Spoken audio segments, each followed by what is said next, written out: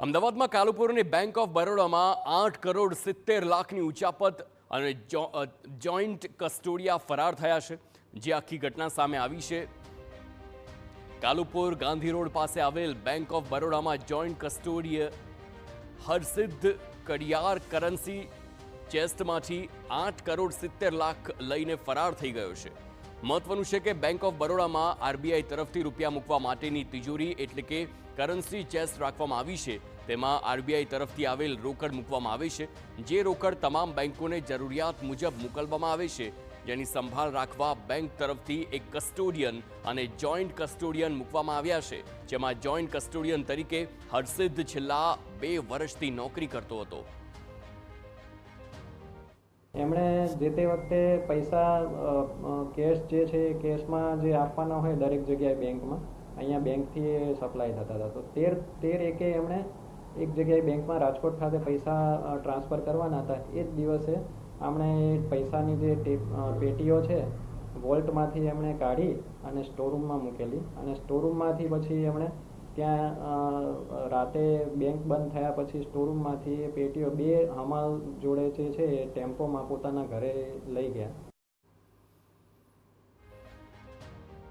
તો આરોપી હરસિદ્ધે 13 જાન્યુઆરીના રોજ રૂપિયા ભરેલા બોક્સ બેંક ઓફ બરોડાના સ્ટોર રૂમમાં મુકાવી દીધા હતા અને બેંક બંધ થઈ ગયા બાદ 2 મજૂરો સાથે બેંકમાં જઈને પૈસા ભરેલ 14 બોક્સ લઈ જતો હતો, જ્યાં સિક્યોરિટીએ બોક્સ વિશે પૂછતા આરોપી હરસિદ્ધે કહ્યું કે ભંગારના બોક્સ લઈ જઉં છું એમ કહીને ગેરમાર્ગે દોર્યા હતા। આરોપીએ કોઈને શંકા ન જાય તે માટે રેગ્યુલર બેંકમાં આવતો, સાથે જ આરબીઆઈના ઈ કુબેર પોર્ટલમાં ખોટા બેલેન્સ સર્ટિફિકેટ અને ચેસ્ટ સ્લિપ સબમિટ કરીને રેકોર્ડ પર રૂપિયા 8,70,00,000 બતાવ્યા હતા। જોકે નવા કસ્ટોડિયન આવતા જ ઓડિટ રિપોર્ટમાં ભાંડો ફૂટ્યો।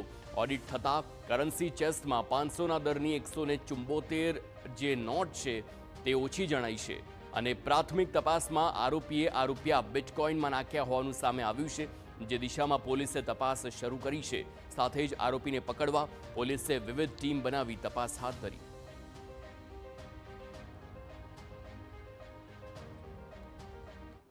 આરોપીને ઝડપવા માટે એક તો સીસીટીવીની જે છે એમાં તો ક્યાંય જે પેલી પેટીઓને લઈ જાય છે 13 તારીખે એ એક ચેક કરીએ છીએ અને એના ઘરના પણ આપણે આજુબાજુવાળાના ને એ બધા સ્ટેટમેન્ટ લઈએ। એના ગામડે જે એના મધર ફાધર છે એમાં એના મધર એક્સપાયર થઈ ગયા, ફાધર છે, એના ભાઈ છે, એના વાઈફ છે, એ લોકોને આપણે તપાસ કરીએ। પ્લસ એના જે મોબાઈલની જે એના જે રાખતા હતા એના સિમ કાર્ડને એના આધારે કોલ ડિટેલ્સને સીડીઆરના આધારે આપણે એને ટેકનિકલી રીતે પણ આપણે તપાસ ચાલુ છે।